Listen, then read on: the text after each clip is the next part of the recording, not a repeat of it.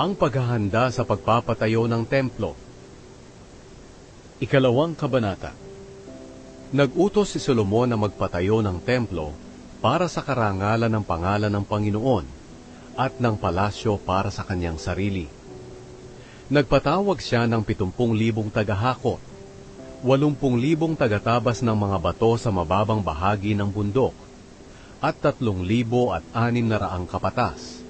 Nagpadala si Solomon ng ganitong mensahe kay Haring Hiram ng Tyre: "Padalhan mo ako ng mga kahoy na sedro gaya ng ipinadala mo sa aking amang si David, nang nagpatayo siya ng palasyo niya. Magpapatayo ako ng templo para sa karangalan ng pangalan ng Panginoon na aking Diyos. Magiging banal ang lugar na ito, na pinagsusunugan ng mabangong insenso, hinahandugan ng banal na tinapay, pinag-aalayan ng mga handog na sinusunog tuwing umaga at gabi, at sa araw ng pamamahinga, sa pista ng pagsisimula ng buwan, at sa iba pang mga pista sa pagpaparangal sa Panginoon na aming Diyos. Ang tuntuning ito'y dapat tuparin ng mga Israelita magpakailanman. Napakalaki ng templo na itatayo ko, dahil makapangyarihan ang aming Diyos kaysa sa ibang mga Diyos. Ngunit sino nga ba ang makakagawang magpatayo ng templo para sa Kanya? Sapagkat kahit ang pinakamataas na kalangitan, hindi magkakasya para sa Kanya. Kaya sino ba ako na magpapatayo ng templo para sa Kanya? Ang maitatayo ko lang ay ang lugar na pinagsusunugan ng mga handog sa Kanyang presensya. Kaya ngayon padalhan mo ako ng taong mahusay gumawa sa mga ginto, pilak, tansot bakal, at mahusay gumawa ng telang kulay ube, pula at asul, at mahuhusay na mang-uukit.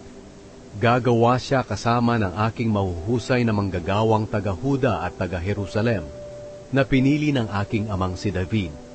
Padalhan mo rin ako ng mga kahoy na sedro, sipres at algum mula sa Lebanon, dahil alam kong mahusay ang mga tauhan mo sa pagputol ng kahoy. Tutulong ang mga tauhan ko sa mga tauhan mo sa paghahanda ng maraming kahoy, dahil malaki at maganda ang templo na itatayo ko. Babayaran ko ang iyong mga tagaputol ng kahoy ng 100,000 sako ng trigo, 100,000 sako ng sibada, 110,000 galon ng katas ng ubas, at 110,000 galon ng langis ng olibo. Ito ang sulat na isinagot ni Haring Hiram ng Tyre kay Solomon. Dahil iniibig ng Panginoon ang kanyang mga bayan, ginawa kanyang hari nila. Purihin ang Panginoon, ang Diyos ng Israel na gumawa ng langit at lupa. Binigyan niya si Haring David ng matalinong anak na puno ng kaalaman at pangunawa, na magtatayo ng templo para sa Panginoon, at ng palasyo para sa kanyang sarili. Ipapadala ko sa iyo si Huram-Abi na isang mahusay na manggagawa. Ang kanyang ina ay mula sa Dan, at ang kanyang amay mula sa Tyre. Dalubhasa siya sa paggawa sa ginto, pilak, tanso, bakal, bato at kahoy, at sa paggawa ng telang kulay ube, pula at asul, at pinong telang linen. Dalubhasa siya sa kahit anong uri ng pag-ukit, at makakagawa siya ng anumang uri ng disenyo na ipapagawa mo sa kanya.